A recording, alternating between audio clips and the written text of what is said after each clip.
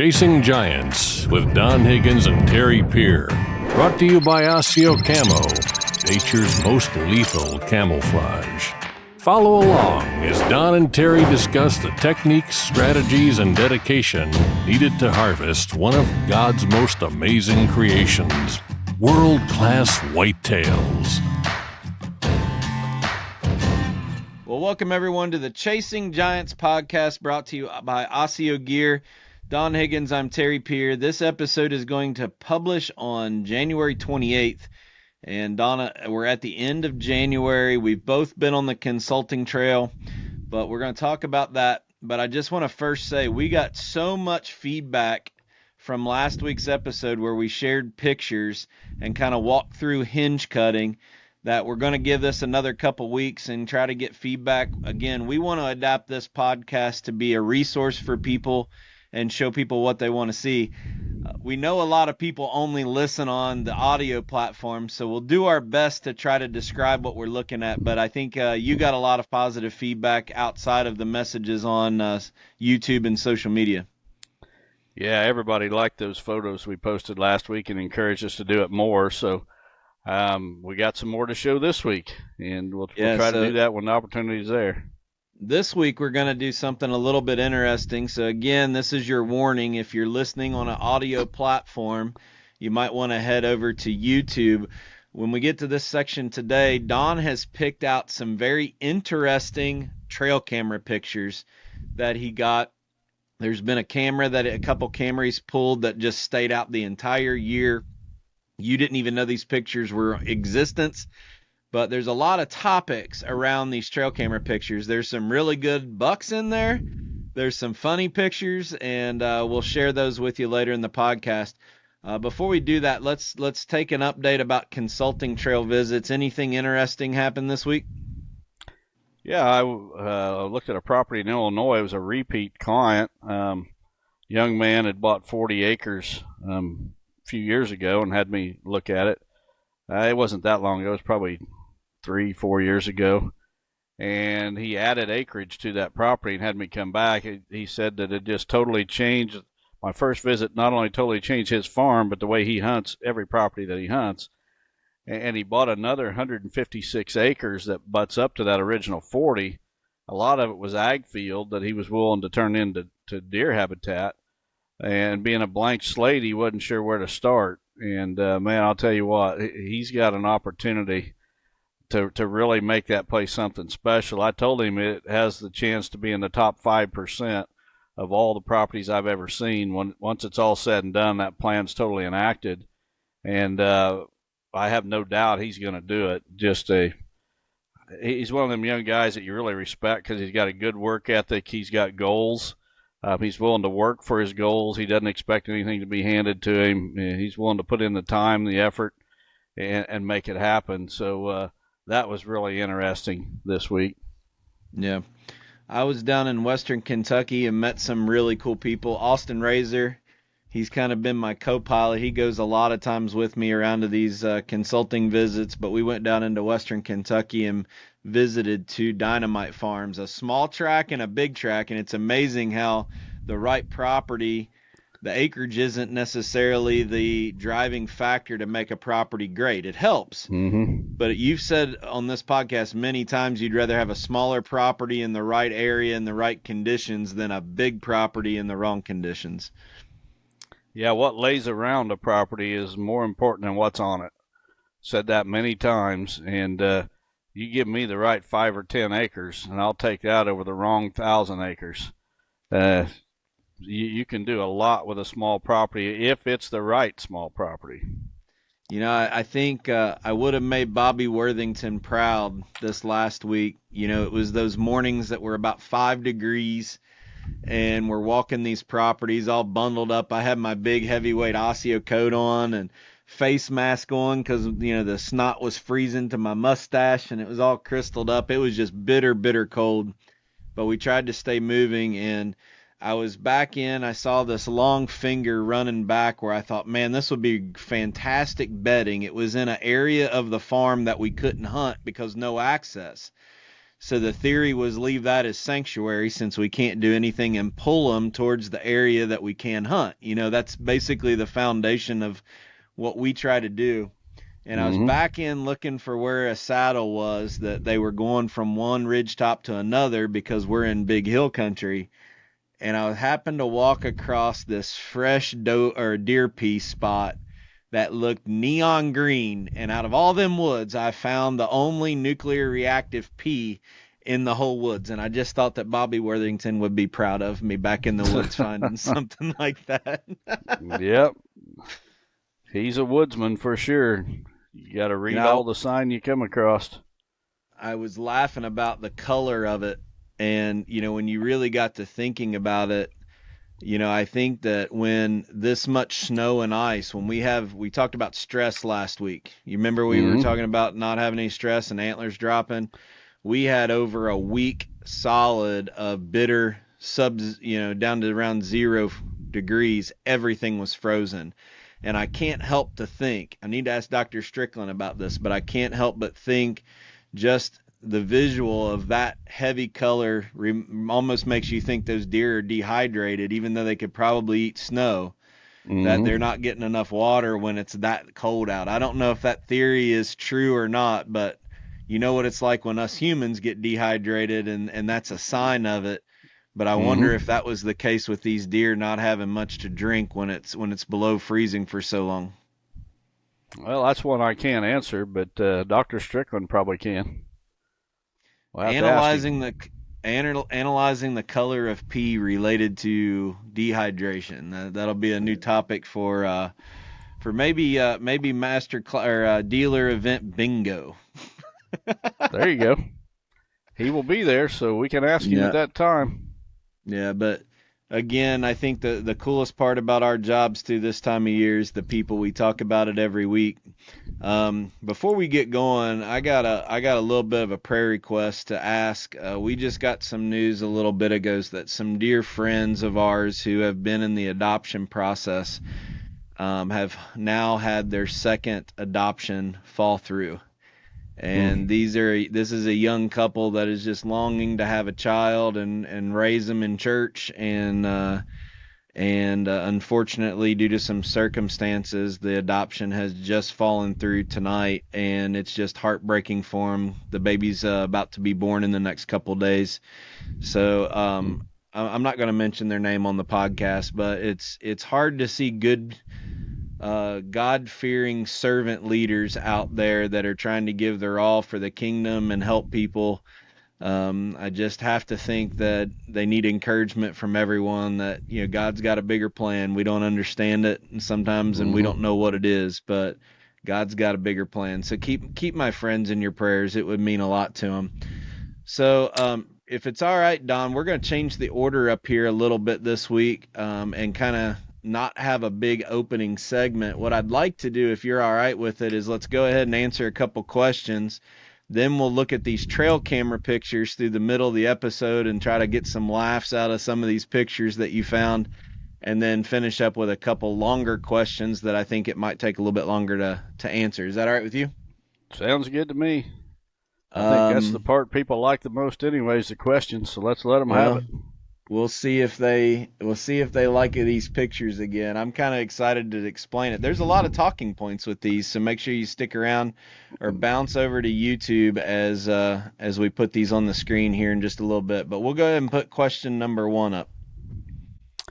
The first one comes from John Prattle from St. Louis, Missouri. It says, "Hi, Don and Terry. I acknowledge your stance against chronic wasting disease, CWD, and your support for supplemental feeding, while expressing opposition to baiting. If you were leading the Department of Natural Resources, DNR, how would you formulate laws that permit supplemental feeding while preventing baiting? While I recognize the potential benefits of supplemental feeding for deer health, I am concerned that it may provide opportunities for individuals to exploit the system through baiting, whether it's legally allowed or not. God bless, John." Well, John, that's very easy. You just allow supplemental feeding outside of deer season. And during the open hunting season, there's no feeding allowed. I think that's the best of all worlds. And, the big benefit there is that most people who are going to feed outside of season, they're not just going to throw a corn pile out there. They're going to be feeding, a complete feed, enhanced with the right nutrients, the right protein levels, fat levels, vitamins and minerals and all that. So I think that is the key. I think you're going to get a higher quality feed to your deer, and you're not going to be doing it at a time where it can be, referred to as baiting or attracting deer to get shot. Terry, what are you smirking about? The one thing that I think probably people have the misconception about me and you on this show is I'm the most pessimistic person probably that most people will meet. And you are probably the most good-hearted, believe the best in everyone of anyone that I know. And I look at this question and think about an answer. And I guess my statement would be, if a person's going to be unethical and break the law, it doesn't matter whether supplemental feeding's legal or not. If it could be a state where it's banned, there's still going to be the type of people that bait, whether it's legal during the off season, breaking the law. Regardless, those type of people are going to break the law no matter what. So I'm more pessimistic than Don is. If somebody is in a state that allows supplemental feeding in the off season, and they're the type to break the law and bait, they're probably the same people that if there was no supplemental feeding at any time are still going to break the law and bait. Yeah, and to build on your observation of your personality and mine, it just blows me away. There you are, teeing me up again, aren't you? It just blows me away that these people these haters on social media especially want to blast me, and if they knew me at all, they would know that I would go out of my way to help them if I could somehow. Total strangers, doesn't matter. It doesn't matter if they're shooting a crossbow or expandable broadhead. I would still do anything I could for them, treat them with respect. If people only knew if people only knew how much I pulled you back to stop giving the benefit of the doubt to people, I know I should listen to you more. They would be shocked. I probably need to be a little bit more like you, and you probably need to be a little bit like me. Somewhere in the middle is probably where we need to be at. But that's why we make a good team, I guess. But yeah, I think that I think we're going to have another question a little bit later that's going to take a long time to answer, and that builds off of your video that got a lot of buzz on the Whitetail Master Academy about CWD and nutrition, and we'll probably spend a lot of time talking about that. That's the other reason we're getting on to questions. But there's going to be people that are pessimistic about doing anything extra above and beyond for the benefit of the doubt. And there's always going to be people that are going to break the law no matter what it is. So I can't play all sides of it, if that makes sense. Can't make everybody happy, can we? All right, question number 2. All right, this one comes from William Davis from Memphis, Tennessee. He says, "Hey guys, I enjoy the podcast and listen at work every Monday. I would like to get both of your thoughts on a new trend I'm seeing with deer hunters. It seems like every week there are a couple of new whitetail consultants popping up, as well as new deer hunting podcasts all the time. It is as if every deer hunter who ever killed a 150-inch buck or planted a food plot is now trying to be a consultant or have a podcast.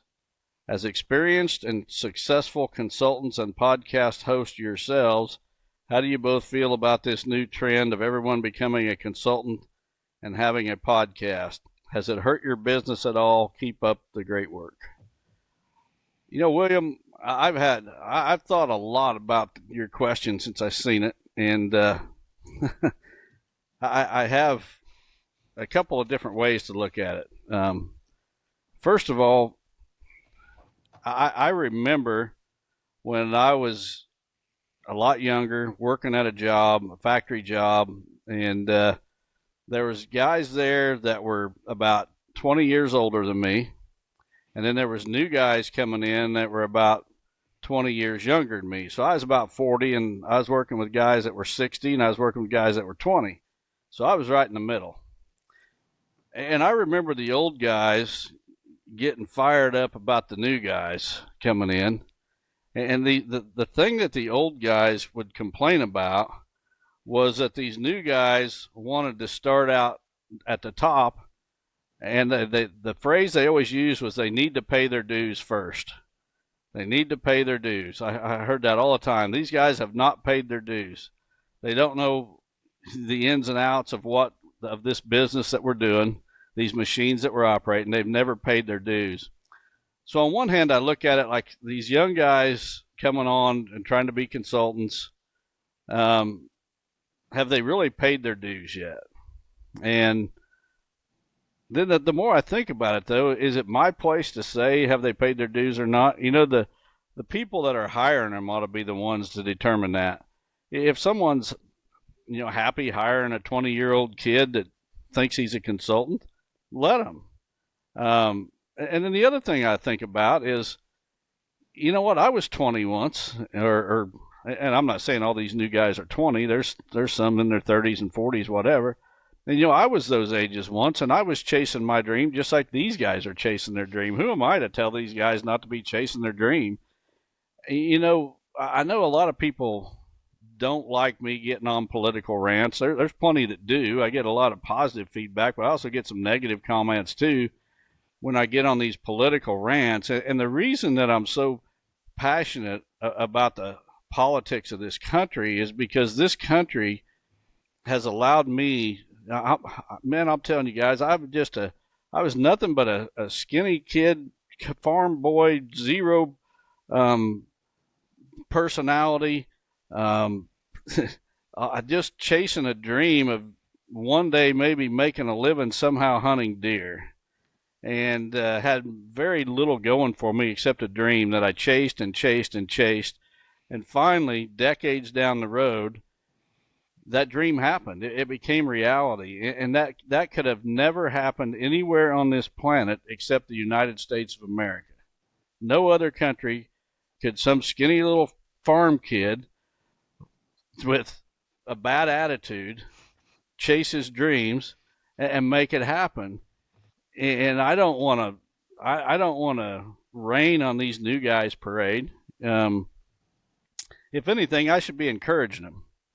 As far as them getting work and hurting our business, they have not hurt my business whatsoever. I'm telling you what, the phone rings more every single year than it did the year before. So they've not hurt my business whatsoever. We've all been very blessed with the amount of people that want to work with us.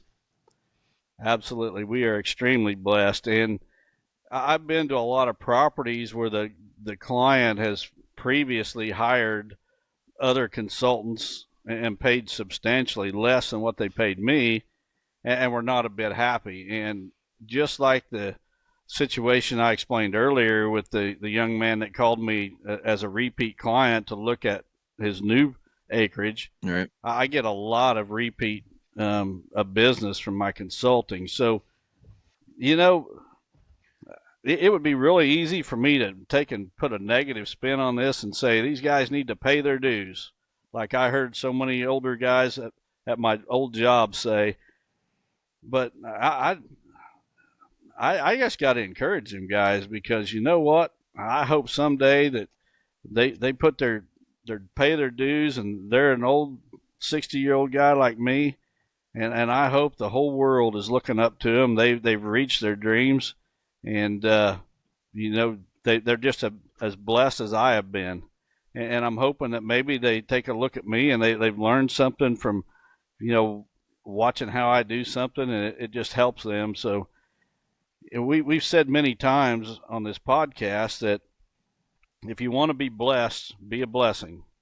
And I just hope that in some way that these guys, whether I know them or not, maybe they pick up something from one of my videos or magazine articles or whatever. I hope that in some way I've been a small blessing to those folks. You and I both have been on properties in recent, I don't want to even put a time, but let's just say very recently, that had another consultant on that same property prior. And it would have been really easy for us to point out specific things that we saw on the property that just are not working and had no chance of working, and put that on there and bash somebody about it and say, see, this is why you need to use us. But what does that really solve? Not only does it, that negative press. I think what you started even well before I ever got on involved in real world is it was really your vision that said we market by education, and if we do a good job educating the facts of who we are and what's going on, we have a very good chance of earning someone's business with seed or whatever, learning to read a seed tag. If people really understand it, the value proposition is much easier to overcome. And I think that's what we've also done with consulting is, when you look at our plans that Wes or, the other guys are submitting to you for approval, it's not like anything else. And we just try to differentiate that way versus just getting on and making it where it's a competition between both of us. At the end of the day, people are going to choose who they want to work with. It's not our place to go in and bash those guys. Yeah, and I think we do some things different. The one complaint that I hear time after time from clients about other consultants is follow up after. There's two things. One is follow up after the visit. Being able to talk to that consultant again as they're trying to implement their plan. And the other thing is the actual plan that they get. What do they get that they can hold in their hand when it's all said and done? And I think in those two aspects, we blow away the competition. And that's not bragging. That's just a fact. I've had shared with me a lot of the plans that other consultants have done and looked them over, and there's none of them that come close to the detail that we do. And then the follow-up. I'm telling you, people can call us 5 years after we was on their property, and we keep that plan on our computer for reference. So, they can say, hey, I got a question about tree stand number 6. Well, we're looking at their plan as we're talking to them. We know what tree stand number 6 is. And I think it's that approach that's going to, keep us at the forefront of the whole consulting business industry, however you want to put it. But if we can somehow raise the bar so that the other client or other consultants rather, they do better, in the end, it's good for everybody. It helps the deer herd, that's for sure. Oh, absolutely. That's the ultimate goal here for all of us. We're all hunters. I get irritated sometimes, and I'll say that if you got a good idea in the hunting industry, you got about 30 days to run with it. I just told Terry that before we got on, and that's the truth. And it irritates me sometimes when what irritates me, though, is when a young guy takes an idea that I know he got from somebody else, whether it be me or whoever, and they run with it like it's their own, like they came up with this idea all on their own. No, they seen somebody else or read it from somebody else or watched a video from somebody else. And that's something that I've tried to always give credit. I mean, you guys are going to hear me, and you have heard me mention names like Roger Rothar, Gene and Barry Wenzel, Bobby Worthington, Alan Foster, guys that when I was young, taught me things. And I pass them on, but when I pass them on, I try to give credit where credit is due. And that's the one thing that does irritate me about some of these younger guys is they don't give credit where they got their idea. It's okay that it's not your idea. The rope scrape, for example, was not my idea. Now, a lot of people give me credit for it because I kind of basically promoted the idea, but I'll be the first to tell you the Wenzels came up with the rope scrape. I said that from the get-go. I'm not taking credit for it. I might have put my own little spin on it a little bit, but if I could tell these young guys, whether they are consultants or whatever, any word of advice, it's to give credit where credit is due. That doesn't take away from you. If you give credit to someone else, that doesn't take away your standing or validity. Give credit where credit is due, and pay your dues, and as you do, your business will just grow and flourish. Yeah, we were talking before we got on air about this idea that I have for bedding structure, and the first thing you said is, "Don't talk about it on air." So somebody will take it in 30 days, that's for sure. Probably a week, they'll make a video out of it. all right, well, let's the next few graphics I have is pictures that you want to share. And while I'm getting the screens ready to go through, why don't you talk a little bit about, again, this is follow-ups for some feedback we had from last week where people get to see visual things on the podcast and learn from it. Tell people a little bit of backstory about what you were telling me on before we got on air. So my schedule from here on out this spring is just, I mean, it's chock full. I've got speaking engagements. I've got a whole list of consulting jobs to do, and just one thing after another. Plus, I got a bunch of habitat work I want to do on my farm. So I've slowly started, when I get a couple hours of free time, I've slowly started gathering in some of my trail cameras, and I typically don't do that until about the 1st of March. I let the bucks shed their antlers, but really you don't gain that much because at this point you know what's on every property. So this week there was a couple days when it was just foggy as can be. I mean, the frost was coming out of the ground, and I mean midday you couldn't hardly see a car length in front of you. And I had a couple of cameras that I'd put out very early. I think it was in September. One of them was in September, early September, and I had another one that I had not been to since like in the end of October. And I had a couple of shooter bucks that had disappeared on me. I hadn't got their pictures for quite a while, and I thought their pictures might be on one of these two cameras. So I went in that fog, and where I wasn't going to disturb the deer all that much, they couldn't see me coming. And I grabbed those two cameras, and one of those cameras had over 25,000 pictures on it, and it was on a rope scrape. And the other camera had over 17,000 pictures on it. It was basically focused over a couple of pear trees. So of all those, what's that? That's over 40,000 pictures, 42,000 plus pictures. I picked out some of the best ones to share with you guys on this podcast. And as Terry puts them up, I'll explain a little bit. So you didn't give me an order to put these pictures in.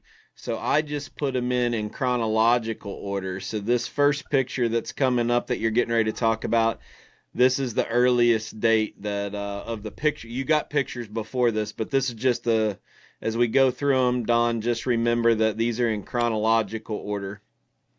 Okay.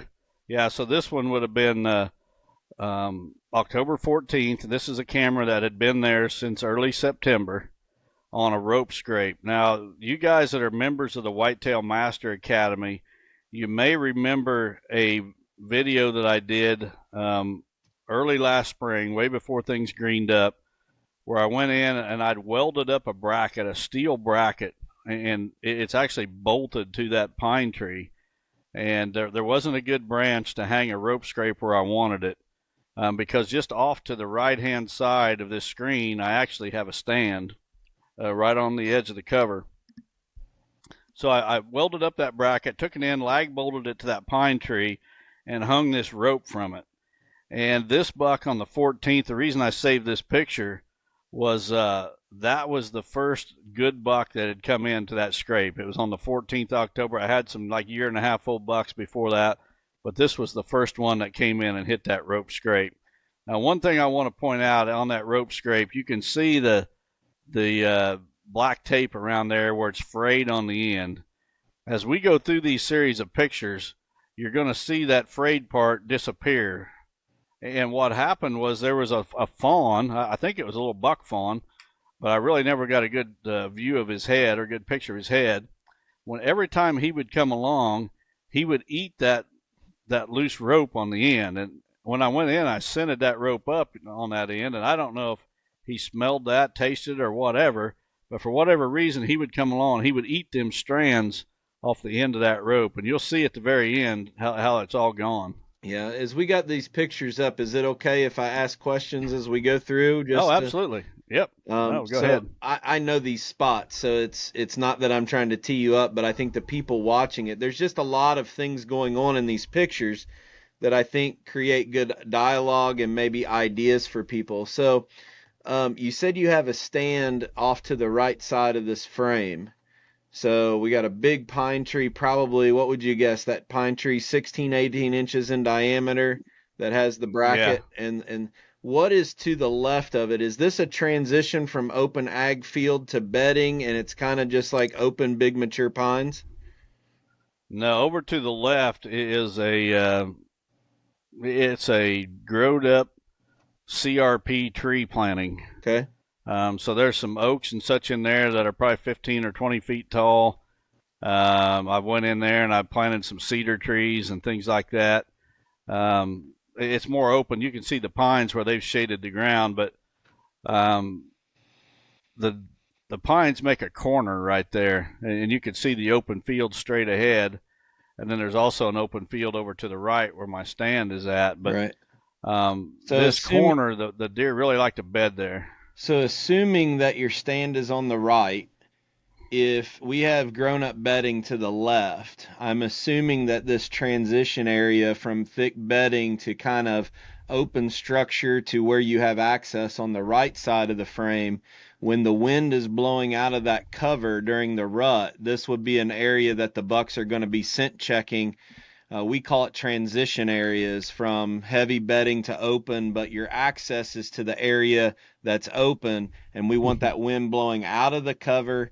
And the reason the rope scrape there is just to draw buck attention as they're moving back and forth. I'm making an assumption. You're absolutely right. And my stand is about 15, 18 yards from that rope scrape. Yeah. And that rope scrape just is something to grab the buck's attention and maybe stop him as he's cruising through. The other thing I'll throw out is this buck is still alive. That's on this scrape in this picture. He's a 6x6 typical, as you can see, a 3-year-old buck, one that I got a lot of high hopes for. So, as we're talking about yearly patterns, Don, this would be something that you said you saved the picture. But we talk about annual patterns. If this buck is potentially a shooter next year, we would keep this in the back of our mind. Mid-October, most people aren't thinking that, it's the October lull, nothing's happening. We got a 12:27 in the afternoon picture of daylight. Would this be something that if this buck is a shooter, you're going back and looking at his pattern and say, hey, he daylighted or he was in this range? Whether it's in the middle of October and I want to try to shoot him, I need to be in that stand with the right wind direction, the 12th through the 16th. Well, I would be very shocked if I'm going to target this buck next year. Sure. He's a 3-year-old now. He'll be a 4-year-old next year. But if this pattern would hold true for another year, then absolutely. Right. But I'm just talking about this time of year when we get a picture of a buck, not this specific one. This would be an example of how you would take this trail camera and put it in the archives to put that annual data in to say, oh, well, somewhere he's shifting out of, summer range with his bachelor group, trying to jockey and go to, fall range, maybe pre-rut. But this would be an example of how we could use annual data. Absolutely. Yep. All right, I'm going to keep asking questions because I got a hinge cut tree in the bottom corner. What's going on there? I'm messing with you a little bit.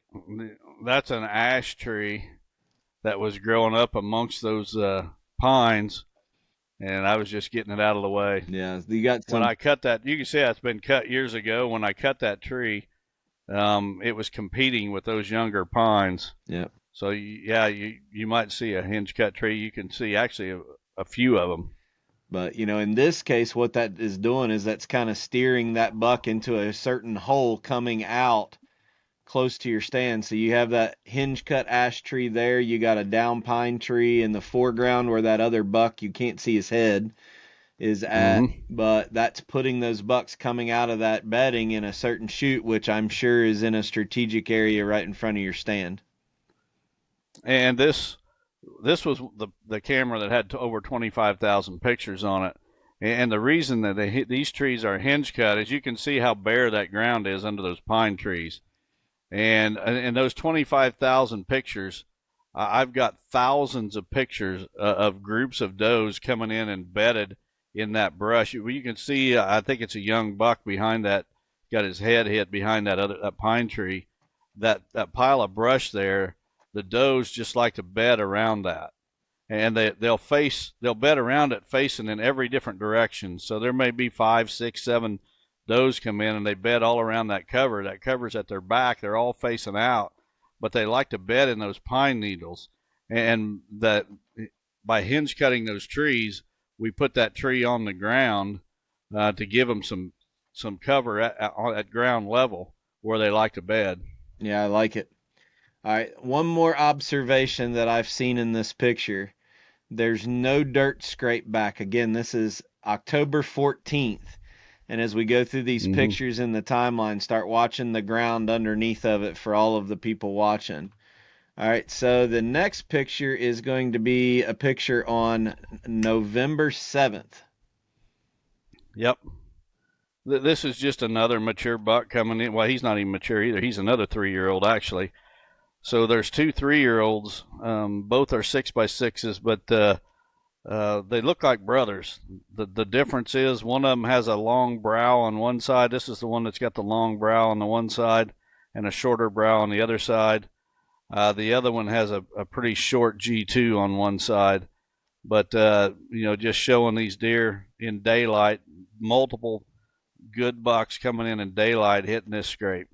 Almost a month apart, daylight pictures of good bucks in daylight. I think this one was what, about 4:30 in the afternoon. Yep. So right now, let's talk a little bit about rope scrapes. One of the big questions you get all the time is, how far do I hang it off the ground? This picture shows a really good observation. It's not quite at the buck's back. It's kind of like probably 4 inches down from his spine. And you even had some coyotes playing with this a couple times through the year. When we're looking at a height off the ground, Don, where do we want that rope scrape to be? Well, this is about ideal right here.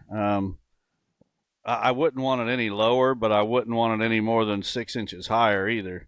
So this is about perfect. Yeah. So for the people listening, the end of the frayed rope, this deer is standing pretty much at a normal posture with his head. His nose is up a little bit, but he's not stretched. And his nose is right basically in the area where he can get the scent in a normal position. He's not bent over, but he's not on his back legs standing up, right? Right. Any other things on this one yet? Not really. Okay. All right, we skip to November 19th. We got a big bare spot underneath of it with a good buck in daylight again. Yeah, this was one of those same 2 bucks. I can't tell which one because his antlers kind of blend in with those branches. But you can see he's definitely got his nose up against that rope. And, when it comes to scenting those ropes, I get questioned all the time, how often do you go in and scent them? Guys think you got to go in and scent them once a week, once a month, whatever. One time, and that's it. And I scented this rope a full 2 months before. This is November 19th. I put that camera up and scented that rope back in September, 2 months before. Those bucks will start working it and scent it one time. And a lot of times I go back the following year. This is a brand new rope scrape. First year it was up there. Sometimes I'll go back the next year and I don't even scent them. A lot of times the deer are already working the scrape under them, and you don't even have to scent them following year. One time you get them going. So don't think that if your rope is in the right spot, you do not have to scent it more than one time.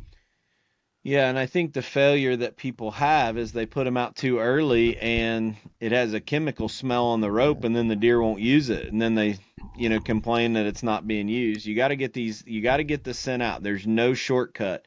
We talked a couple weeks ago about now is the time to start putting those out in your yard to get the scent out for the time that you need it.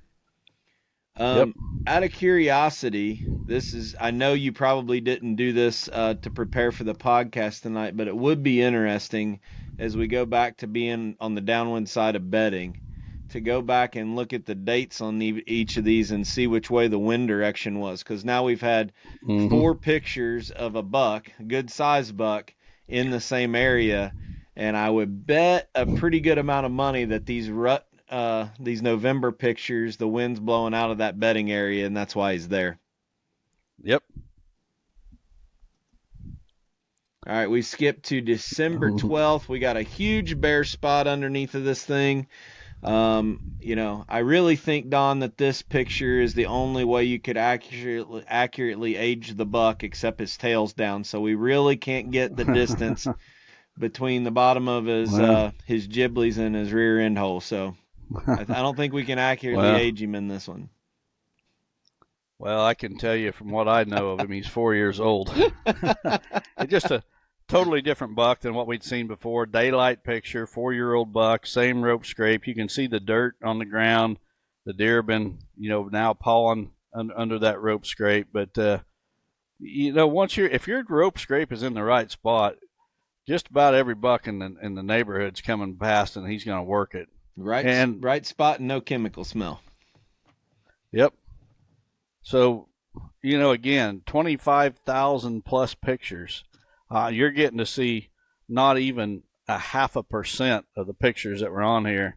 All kinds of young bucks, all kinds of yearlings, 2-year-olds, and even 3-year-olds, and maybe even a giant that I'm not going to show you. Yeah.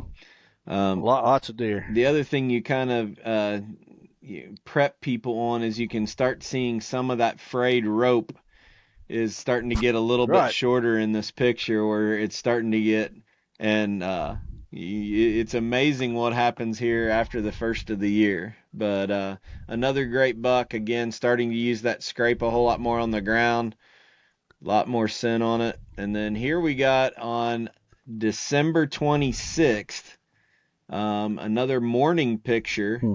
And we got a squirrel doing a trapeze act hanging down as a buck's getting ready to sniff it. This is a pretty funny picture.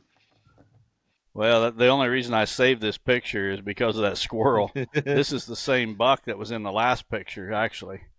4-year-old buck. And this was a series of photos.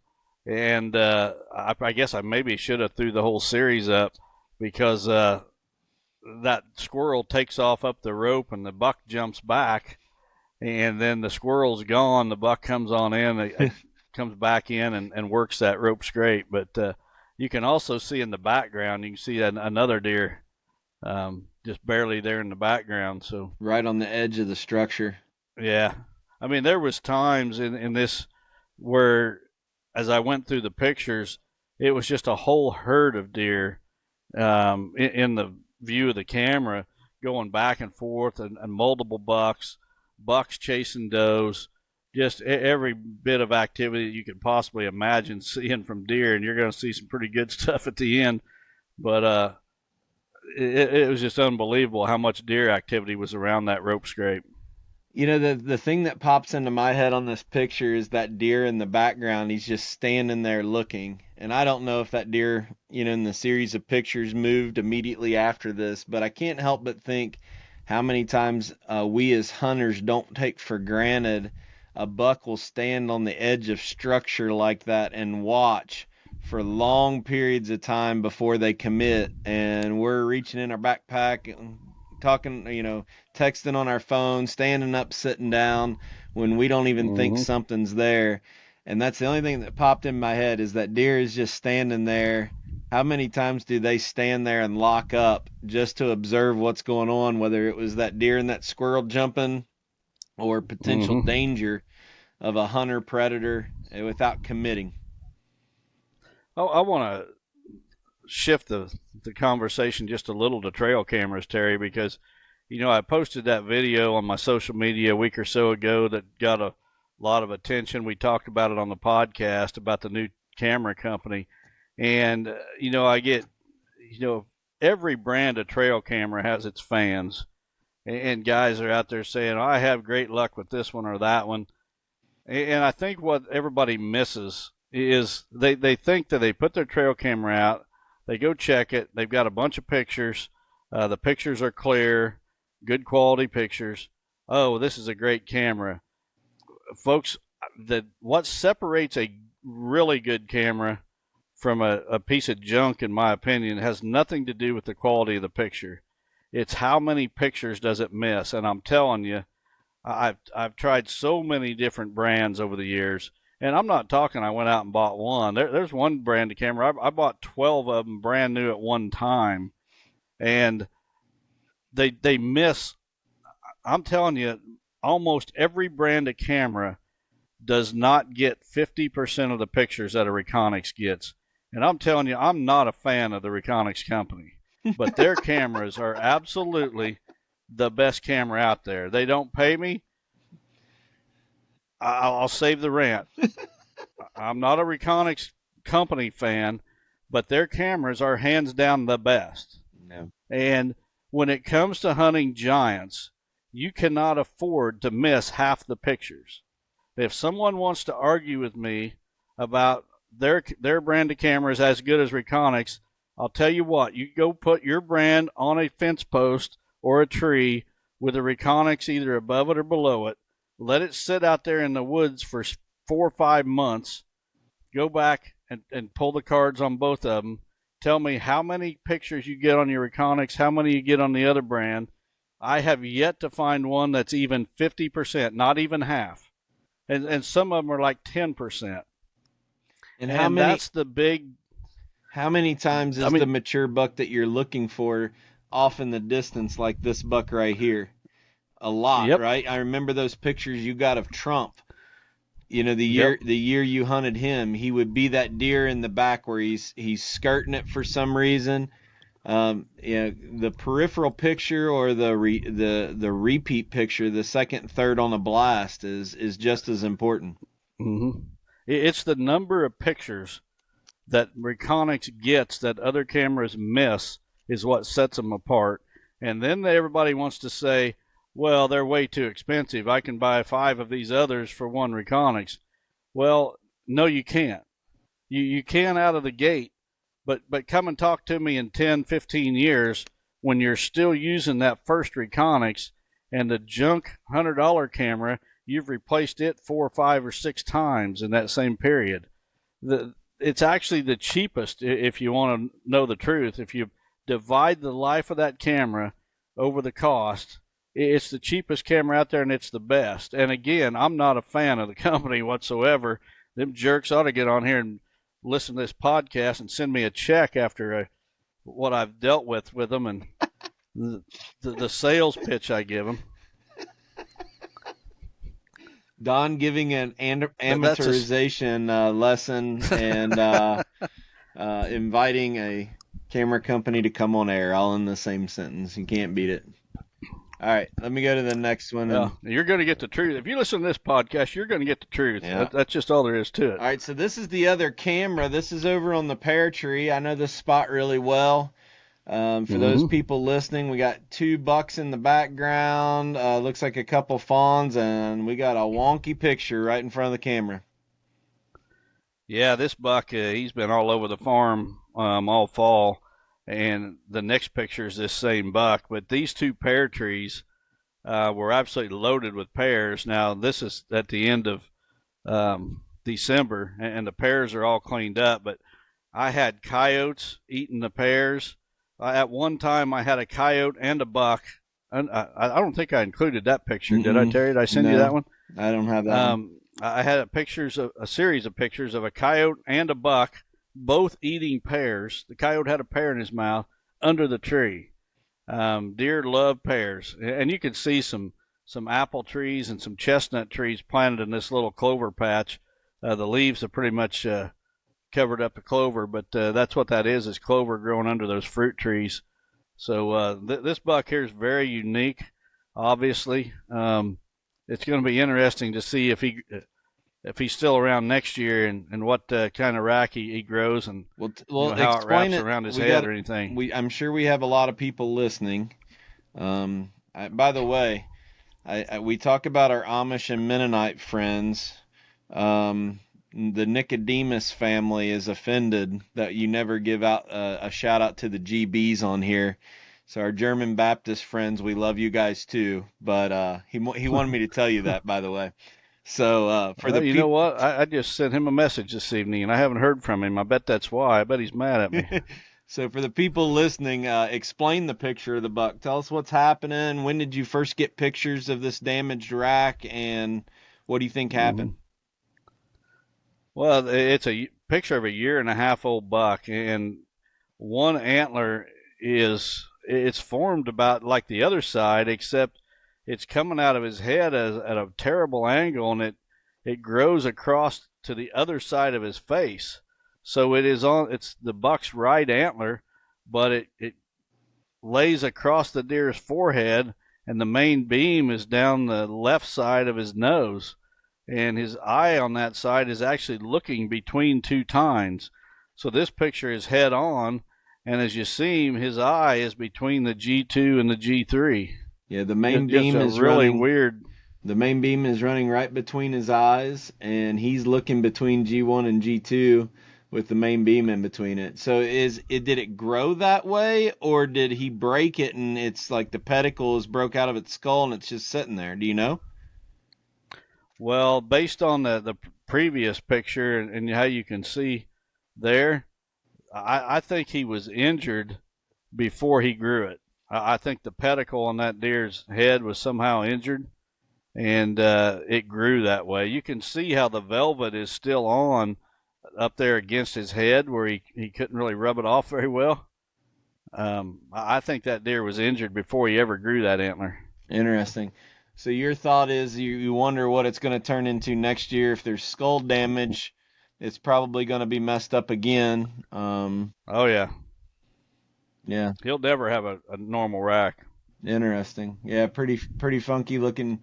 But yeah, talk a little bit about this picture. So you got a lot of different trees here. Why is clover a good now that we have this visual up on the screen, why is clover a good product for an application like this? How far apart are those trees, and why do you put clover underneath of them? Well, clover is a great companion crop for fruit trees. And in fact, I'm getting ready to establish an orchard here on some of my new acreage this spring. It'll all be in a clover plot basically around those fruit trees. So clover is a legume. It puts nitrogen in the soil, and which the trees will utilize. It's also not real deep rooted. If you would put like alfalfa is really deep rooted and will compete with those trees. Um, Clover is a lot shallower rooted, and it also serves as an additional food source. So, three really big things. First of all, it's a legume putting nitrogen in the soil. It's a secondary food source at that same location where the fruit trees are. And then the fact that it's shallow rooted and doesn't compete with those trees are three good reasons to have clover. Spacing on the trees, you want to keep them 25, 30 feet apart. These two pairs are a little closer than that, but most of those trees are in the 25 to 30 feet space. Gotcha. I noticed that you have some corrugated white pipe around the base that's separated now that the trunk's gotten bigger. How old are these trees about? Those trees are probably 10 years old. Were they potted or bare root? Yeah, they were potted trees. So I'm guessing when But, you put these things out, they were what, inch and a half diameter trunk, or well, maybe an inch, maybe probably. an inch. So you probably had these in a Uh-huh. cage until they got bigger, right? I did, yeah. So there would have Took the been a cage cage down and, around this, and then once it got big enough, you removed the cage, and it's actually yep, grown enough it split open the corrugated pipe to protect the trunk. right. All right. Good visual for people. All right, we're back to the rope scrape again with another buck. Yeah, this is the reason I included this one. This is the same 4-year-old that we'd seen earlier. Um, you can see the end of that rope is about gone. That fawn had started coming along and eating the end of that rope. You can see it's still pawed out under that. The reason I included this one is to show that here we are, well into January, and the bucks are still hitting that rope scrape So in daylight. 4 months in a row, you're getting daylight pictures of bucks on this, and obviously there's a lot more pictures. For the people who might have a rope that gets chewed like this, what's the plan? Are you just going to leave it alone? Are you going to go in with rubber gloves and move that fray up? Are you going to try to lower the rope? What's the strategy to deal with this now?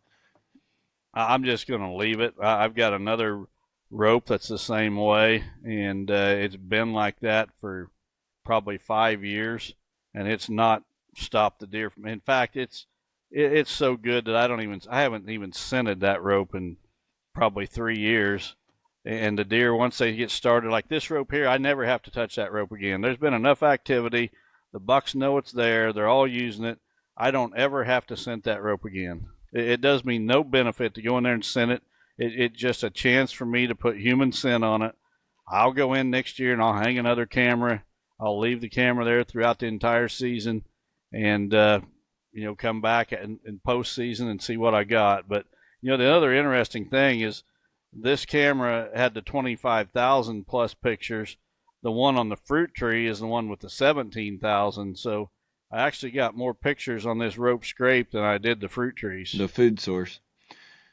Yeah. Well, I think this conversation that we've just had is a great example about how sometimes us as hunters try to overcomplicate things, and by overcomplicating them, we put too much pressure on a farm. The number of people that would worry about going back in there and adjusting that rope or refraying that rope or moving that electrical tape band up at the risk of a very small detail putting more pressure on it with no return is very high. I think there's a big percentage of people that would be really worried about that and sacrifice intrusion for something and end up causing more harm than good. We overcomplicate it a lot. As well as checking that camera. That camera was put out before season ever opened, and it was not retrieved till after season had closed. Yeah. You don't, when you're putting together annual history, you don't need to be going in and checking cameras unless you're using a $100 camera. Then you better go in there, because that piece of junk is probably not going to be working half the time.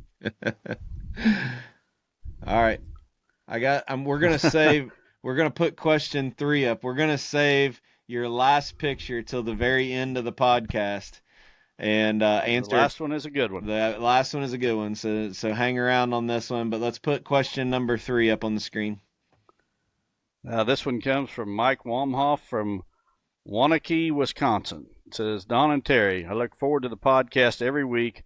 You guys do a great job. After watching the video on the master class about CWD and the possibility it may be caused by nutritional deficiencies in the deer's diet, I'm curious if either of you test for CWD on your land. I personally do not, because of my distrust of the DNR and their past instances of sharpshooting here in Wisconsin. With the amount of high-quality nutrients you both provide, I'm wondering what you are seeing on your properties. Thanks again for all you do. Mike, we don't have a testing program in my area where we can, submit the heads that I know of anyway, for CWD. I would not test anything. In fact, I encourage hunters not to have deer tested. Even if you see a sick deer, I would not report it personally. My personal choice and opinion. Yours can vary, and that's fine. But the video that Mike's referring to here is one that we just released on the Whitetail Master Academy this week, and it was a video that was shared to me by the producer, and they asked me to put it on my platform because I just have a bigger reach than what they have.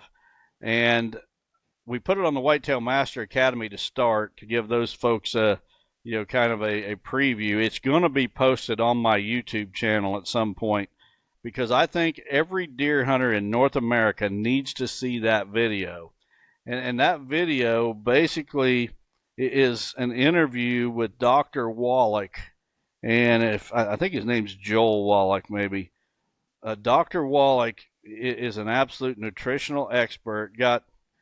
He's got a resume that's probably not matched. He actually worked with Marlin Perkins on Mutual of Omaha's Wild Kingdom.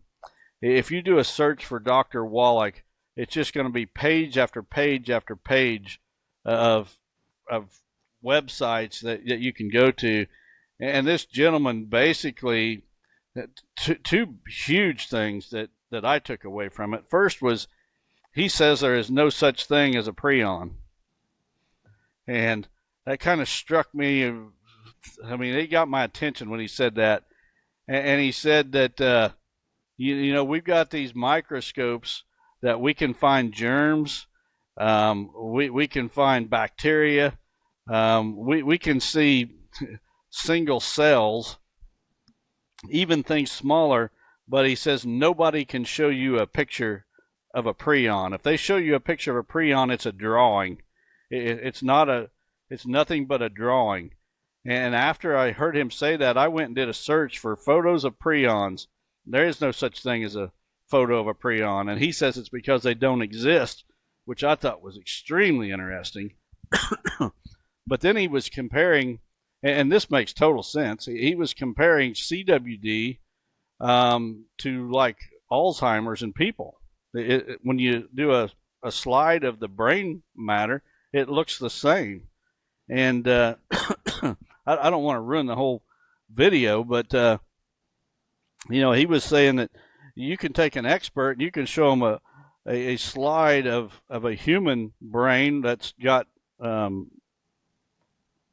Alzheimer's, and you can show them a picture of a deer's brain that's got CWD, and they can't even tell you which one's the human and which one's the deer.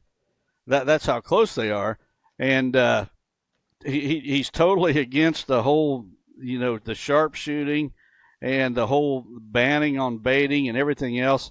And what I was so excited about was he basically, and I had no idea this guy was even existed, and he basically has confirmed what I've been saying, or agreeing with what I've been saying for years, that the solution to CWD is nutrition and potentially genetic as well. And he goes on to describe, this guy's done thousands and thousands of autopsies, including over 10,000 on people. And it's just amazing that some of these game agencies are taking the steps that they're taking with the evidence and the research that this guy has done. And the thing of it is, he's not the only one. There is multiple pieces of research done by multiple people that believe that the answer to CWD is either nutrition or genetics. And yet we've got these and he also brings in the politics of the whole disease. I've been saying for years it's a political disease. He brings that into it. I got so excited because he just confirmed everything I've been saying.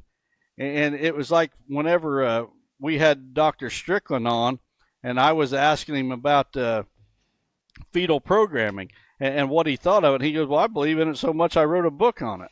Well, Dr. Wallach has done the same thing on my views on CWD, and I'm no expert. I make it very clear in that video. I do a little introduction before I play that video. I made it very clear I am not a CWD expert, but I don't think there is a CWD expert, because these guys that are supposed to be experts, they can't even agree. Yep. I mean, they're on totally opposite ends of the spectrum. Yep. And so that was a long-winded soapbox answer. No, we're not calling the DNR. That's your answer. Not, absolutely not. And here's the thing, that every deer hunter needs to make that choice. I'm not going to tell them to call or not call. You got to make that choice. But here's the thing. Depending on what state you're in, you call the DNR and say, hey, I think I got a sick deer here. You need to come and check it out. If that deer turns out to have CWD, you might as well just sell your bow or find another place to hunt miles away, because they're coming in and they're going to wipe them out with sharpshooters. And why in the world would you want to help them do that? All right. Let's move on to the next question before we run out of time. We got to make sure we leave time for this last picture you want to show. Man, I was just getting fired up, Terry. I wasn't done on the CWD rant. No. You can save that for next one. week. Next one is Ellis Oberholzer from Memphis, Missouri. It says, Dear Don and Terry, we are planning to put out the NutriCrave deer block and was wondering if it be necessary to put out Maximizer Mineral, since a deer block has Maximizer Mineral in it. Also, if we should be putting out mineral, what time do you recommend to start? We really enjoy the podcast and appreciate the godly example that you both leave. Thanks, Ellis. Ellis, the reason I chose your question is because hunting seasons are ending right now across the country, if they haven't already. And now is when you want to start your supplemental feeding program. If you're serious about managing your deer herd, now's the time to get that mineral out. Now's the time to get those feeders out.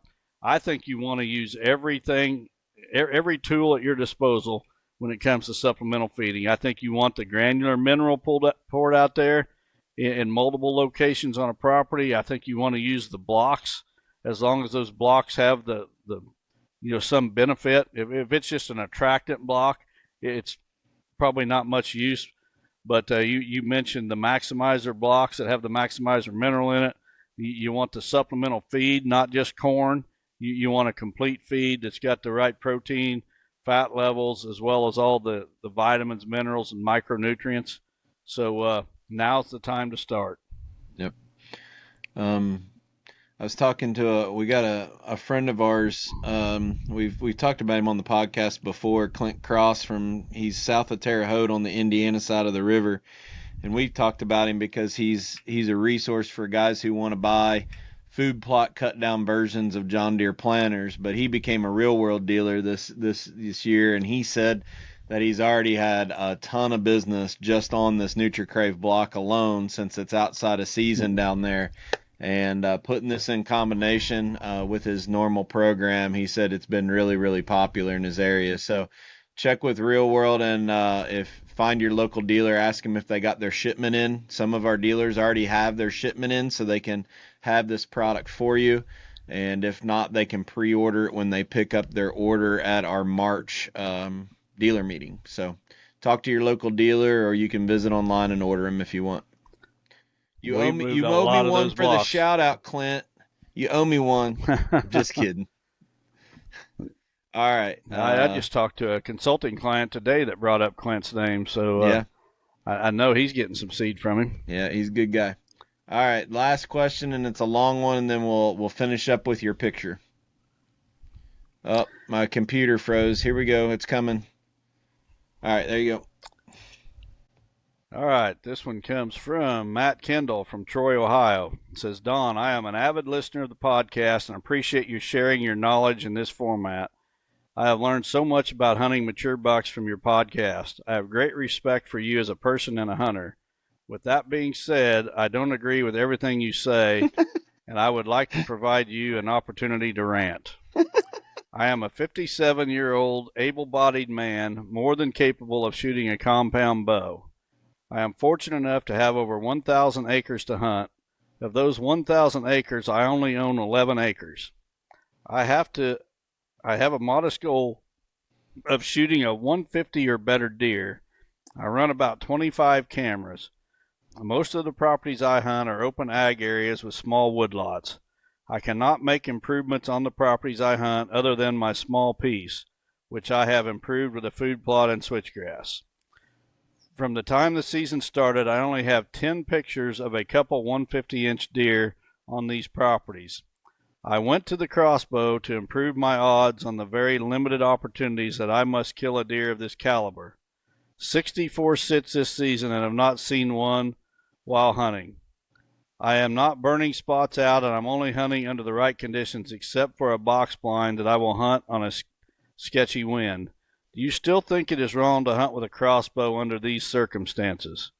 If the rules were changed to not allow crossbows and that increased the number of mature bucks, I would welcome this change. My biggest deer is a 150. With a week of season left here in Ohio, I likely will not be shooting a buck this year. Prayers for your daughter and your family in this difficult time. Kendall. Your question was, do I think it's unfair to be shooting a crossbow under these conditions? No, I think I'm not saying it's unfair. It's my opinion that crossbows should be allowed to be used, but they should not be allowed in the archery season for able-bodied hunters. That's just my opinion. If somebody has a different opinion, that's fine. I don't hold it against people if they hunt with a crossbow, if they love crossbows. I do not talk to them any different than if they was shooting a recurve. It's a matter of respecting the other hunter, but that doesn't mean that I shouldn't be able to have my opinion. And I think that's what it really boils down to, is that I get lambasted for my opinion about crossbows. And shouldn't I be entitled to my opinion? I'm fine with you shooting a crossbow. I've had people shooting crossbows on my property, sitting in the same blind with me with a mechanical broadhead on the end of it, and I never said one single word to them. Not one word did I say to them, because it didn't matter. That was their choice. It's not, even on my property, it's still their choice. So you guys that get all fired up about Don's opinion on crossbows, I don't hold your opinion against you because you disagree with me. I guess I just have a hard time accepting that I'm not allowed to have an opinion on something. And if you're happy shooting your crossbow and it's legal, do it. It doesn't matter what I think. That's fine. I'm a little distracted. I'm sorry. Oh, I just got a notification from a cell camera that a Toyota Tacoma with Illinois plates just drove through the property on the middle plot in Illinois. And imagine what really? It's got a Biden bumper sticker in the back window. I'm not kidding. I got a driver's license. You have a license? I do have a license plate number. Go figure, a trespasser with a Biden decal in the back of his truck. Go figure. Well, that guy will be getting a visit from Mr. Game Warden. Yep. Sorry, I was a little distracted. I missed part of your rant, but well, you handled that way better than I would have. I'd have been walking off the set and grabbing my phone and calling the CPO. Yep. All right, so let's have a little fun here, Don. So as I get this next picture ready to go, we're going to have a lot of people. I can just picture our buddies Ray and Aiden, if they're going to be seeing this picture, them giggling at each other, thinking about the mini corncob ears on the salad bar at Yoder's. And then we're also probably going to get some hate mail on this one, but that's okay. We think it's funny. Yeah, this picture was at the rope scrape. This buck was chasing this doe around. He chased that doe around for a half an hour, and then she finally stopped right in front of the camera. And you can see this was on December the 5th. But that's one of those 6x6 bucks that we showed earlier on that rope scrape. But he got her done. So we talk about, obviously it's a funny picture, but we talk about when to be hunting in November. We got a 41-degree evening on December 5th. So talk a little bit about the date of December 5th, and we're still seeing a doe getting bred. Well, I mean, they get bred during the entire fall. I mean, the concentration of does coming in heat is in the November rut here in the Midwest. Right. That changes in different parts of the country, but they're not all going to come in then. Right. So, again, we're talking bell curve. As Dr. Strickland says, you never say always and you never say never. You play the bell curve. And I think that's an interesting picture just from a time date standpoint, where all the guys are going to say, oh, it's a secondary rut or it's a trickle rut, or we've heard it all every year. Everybody's got an idea. And that's all right. Well, I hope people like more of a visual approach. We kind of changed up the order of the podcast tonight. Leave us some comments below. Send us a message. We prefer the comments below. Any kind of engagement like that helps the algorithms point people that are watching this type of content to come over. We've gotten a lot of new listeners recently, so we hope that doing this is helpful to people to give some visual of the properties and projects we're working on. We'll try to continue to do more of it if that's what you all want. Right, Don? Absolutely. We appreciate your feedback. Appreciate the support you've given us in so many different ways through listening to the podcast. purchasing real world products. And, if we can help make things better and maybe improve your hunting success, we're here to do it. So tomorrow morning, I'm getting up and making my way back to down around western Kentucky to the scene of the incident where a couple years ago, Austin and I left a charity event in Guthrie and were being chased by a tornado coming home that night. We stopped at a hotel. The roof got ripped off of the neighbor hotel, and I'm going to be doing a consulting visit there tomorrow, kind of in the same area that we got caught by that tornado a few years ago. I was there on Monday of this week. There at Guthrie, I did a consultation for a client down there, and we went to this property, and they had another tornado there about 2 weeks ago. And as we was walking through this guy's woods, there was like pieces of siding and pieces of insulation and it was from that tornado. And they said that it had carried 15 miles. The tornado hit 15 miles from there, and it was dropping this stuff, pieces of metal, pieces of shingle, in this guy's woods. It was kind of scattered all over the place there. So you ever thought about how many animals those things pick up off the ground when those tornadoes go through? I mean, not just deer, but all kinds of animals just get sucked up in that thing and go for a ride. It's unbelievable what nature can do. Yeah, all right, for sure. Well, be safe out. You're going consulting tomorrow also, aren't you? No, I'm going to meet my kids for, my son-in-law Clint's birthday was a couple weeks ago, and my daughter Andrea's birthday is Sunday the 28th when this podcast release. I'd like to ask for prayer for her. She's the one battling cancer. She has to go in on Fridays to get a blood test before her chemo on Monday, and her white blood cells have to be at a certain count or they won't allow her to do chemo. And when she went in today for that blood test, her white blood cells were the lowest that they've ever been, below that number where she can take chemo.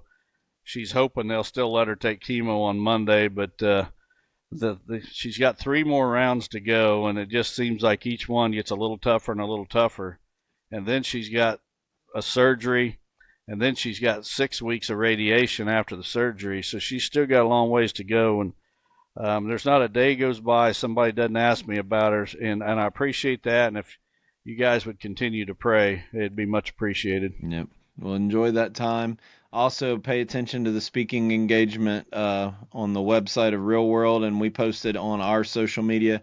You're going to be heading to Iowa the 1st of February for an event out there, so make sure you check those announcements and make arrangements with the promoter or the organizer of the event too if you need more questions answered. So outside of that, good episode. Thanks for the extra effort with pulling those trail camera pictures, Don.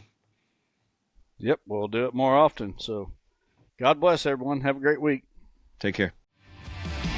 Chasing Giants has been brought to you by Osseo Camo, Via Farm Real Estate Company, 360 Hunting Blinds, Victory Chevrolet, Real World Wildlife Products, Matthews Archery, Novix Tree Stands, Gingerich Tree Farm, WildlifeFarming.com, Quiet Cat, and Vortex Optics.